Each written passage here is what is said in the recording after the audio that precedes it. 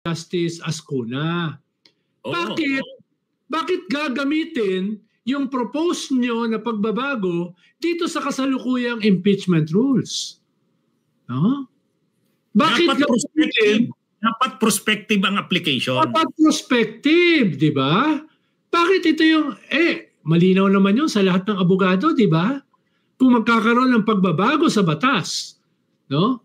Ay dapat sa susunod, hindi retroactive.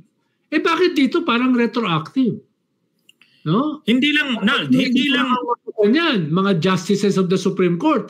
Yung ponente pa naman ay dating bar top notcher.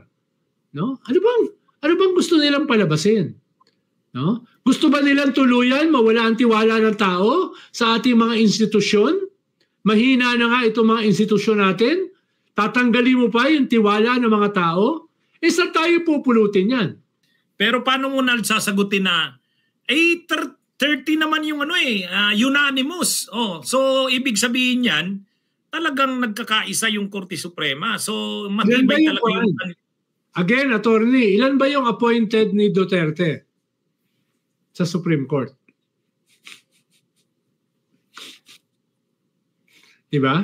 Ilan ba? Actually yung ang may dalawa na hindi... nag-abstain.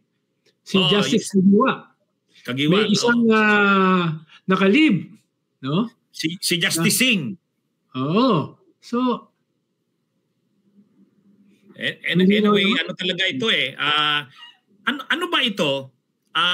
Hindi kaya yung Senado ayaw nila na sila yung pumatay ng impeachment? Kaya ayaw nila na mailagay sa isang damn if you do, damn if you don't situation. Ayaw nila yun. No? Lalo na sinabi ng Senate President na pwedeng i-reject, pwedeng i-dismiss ng 20th Congress yung impeachment by a simple majority. Sa kanya lang galing yun, kahit wala yun sa konstitusyon, kahit wala yun sa rules ng Senado. Kaya kung mangyayari yun, isusumpa sila. Kaya ito yung best scenario para sa kanila, na wag nang mangyari yun. Supreme Court na ang magpasya. Wala akong sinasabi na kinausap nila ang Supreme Court. Wala akong ganun sinasabi. Pero ito yung best scenario para sa kanila. Lalo na yung mga pro-dismissal. Lalo na yung mga pro-remand. No?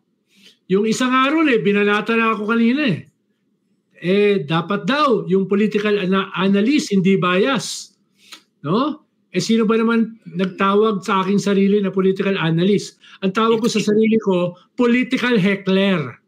No? Ikaw yata yung pinapatamaan ni Cayetano Oo, di ba? Pag ikaw binabanata ng senador, pabor sa iyo yun Dahil sino ka ba naman? Wala ka naman lang posisyon. Tapos binabanatan ka ng senador. Di masaya ka? Di ba? Lalo na kung yung bumanat sa'yo, ang tawag sa sarili ay Ambassador of Jesus Christ. So napakaraking honor na ako ay banatan ng Ambassador ni Jesus Christ. Tuwan-tuwa ako ron. Hindi lang siya senador, Ambassador pa siya ni Jesus Christ.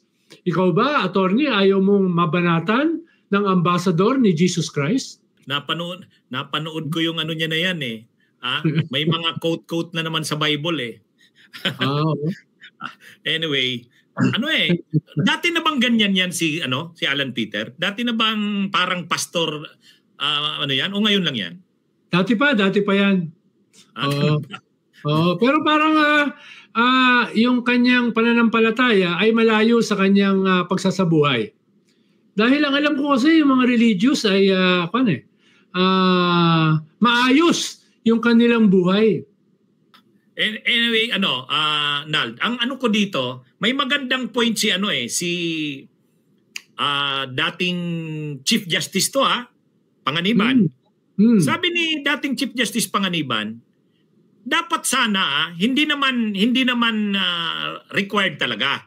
Option actually ng Supreme Court kung gagawin o hindi. Pero sa case na ito na of transcendental importance sa bansa, kung yung budget nga, yung budget, di ba, yung final na petition tungkol sa budget, nagkaroon ng oral arguments, ito wala. So sabi ni retired former Chief Justice Panganiban, dapat sana nagkaroon man lang ng oral arguments, Correct. Para oo. Tsaka attorney, ang ina-assert ni Marvic Leonen, aming absolute power for judicial review. Hindi naman natin kine-question yon. Pero yung judicial review, dapat ay kinokontrol mo kung ang iyong i-review ay impeachment at kayo ay impeachable persons. Diba? Ba't mo gagamitin unhampered ang iyong judicial review kung kayo mismo ay impeachable persons? Bakit mo gagamitin yan sa isang impeachment process na hindi pa nga practically nagsisimula? Bakit mo ipe-preempt yung trial na hindi pa naman talaga officially nagsisimula? Bakit ipe-preempt mo yung paglabas ng mga ebidensya? Bakit magpo-propose ka ng mas mahigpit na rules sa impeachment? Kayo mismo mga impeachable officials. Diba? So dapat naman yung inyong judicial review ay merong restraint. Merong restraint. Diba? Kung meron kayong delikadesa. Diba? Kung meron kayong kaunting circumspection. Diba? Dahil ang mangyayari dyan, conflict of interest. Grave abuse of discretion. Na alam ko, kabisado nyo. Di ba? Bakit nyo ginawa yon? Impeachable officials kayo. Bakit i-emphasize nyo, gagamitin nyo ang inyong power of judicial review sa isang impeachment process na practically hindi pa nagsisimula bago lumabas yung ebidensya? Kung kayo mismo ay impeachable persons. I-discuss ko lang yung tungkol sa judicial review na yan, Nal, Ang judicial review kasi, ibig sabihin rini-review ng Korte Suprema yung actions ng mga government, ng mga departments, agencies ng gobyerno, kung constitutional o hindi. Judicial review. Ngayon, generally talaga naman siyempre, may power ng judicial review ang Korte Suprema. Pero nung panahon ng martial law, nilimit yan. Kasi may tinatawag na political doctrinon. Talagang grabe yung political doctrinon.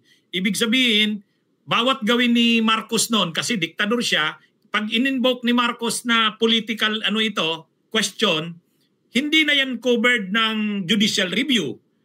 Ngayon, sa 1987 Constitution, kinorek yan. Para ma-check yung abuse na yan, binigyan ng power ang Supreme Court ng tinatawag na expanded power of judicial review. Ibig sabihin ng expand, kahit political question or political na usapin, pwede kang makialam ang Supreme Court. May requirement lang, grave abuse of discretion. Ngayon, ang tanong, kaya yung sinasabi ni Associate Justice Leonin, Senior Associate Justice Leonin, na may power ng judicial review kasi expanded na yon. Pwedeng pakialaman kahit itong impeachment na binigay ang power sa Congress, pwede. Ngayon ang tanong, mayroon bang grave abuse of discretion na nakita sa House? Napakatindi ba ng abusong ginawa para mag-intervene ang Supreme Court sa issue na yan? Yan yung dyan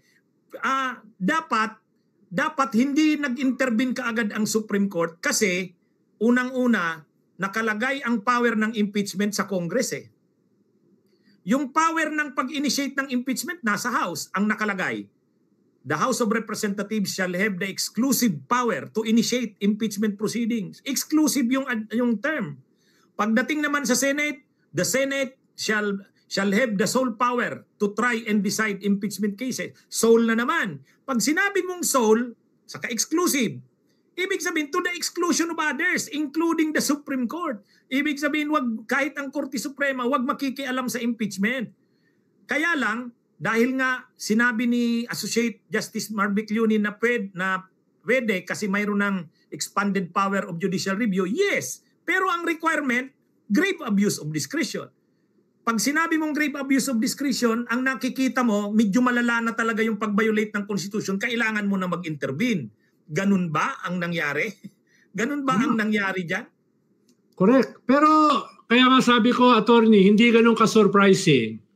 Dahil more than 2 weeks ago, nung naglabas yung Supreme Court ng order sa Kongreso, makikita mo na, mararamdaman mo na, makikita mo na yung indications papunta rito sa desisyon nila nitong Biyernes kahapon. Bakit? Ang dami nilang mga kinross na lines na mga lines doon eh. Halimbawa, yung respect para sa co-equal branches of government. 'Di ba? Doon sa order na yun, parang nalabag na yun eh. Diba yung pagrespeto na kayo ay co-equal branches of government, separation of powers? Diba? Parang nalabag na. Ikalawa, yung nababanggit mo na nangyari ng martial law, yung political question theory na ang Kongreso ay merong mga rules, merong mga desisyon na walang kinalaman ng Supreme Court. Dahil ito ay nasa kanilang role bilang Kongreso. Yung politika, yung policies, no? Yan yung kanilang role. Ang Kongreso ay pwedeng tanungin ang Supreme Court kung yung kanilang mga desisyon ay tama. Pwede ba yon tanungin ng Kongreso? Hindi. Ganun din ang Supreme Court. Diba? Ikatlo, yung presumption of regularity. Very basic. Diba? Ipe-presume mo na ginawa ito ng Kongreso patay sa kanilang pamantayan. Diba? Tatanungin mo, nabasa ba nila? Naunawaan ba nila? No? Anong gagawin ng mga kongresista sa next impeachment? Haharap sila sa Supreme Court at magkakaroon sila ng exam kung sila ay marunong magbasa at magsulat. Kinakailangan ba nila ng literacy test? Kinakailangan ba nila ng IQ test? Kailangan ba nila ng cognitive test? Kailangan ba nilang patunayan na sila ay hindi mentally incapacitated sa Supreme Court?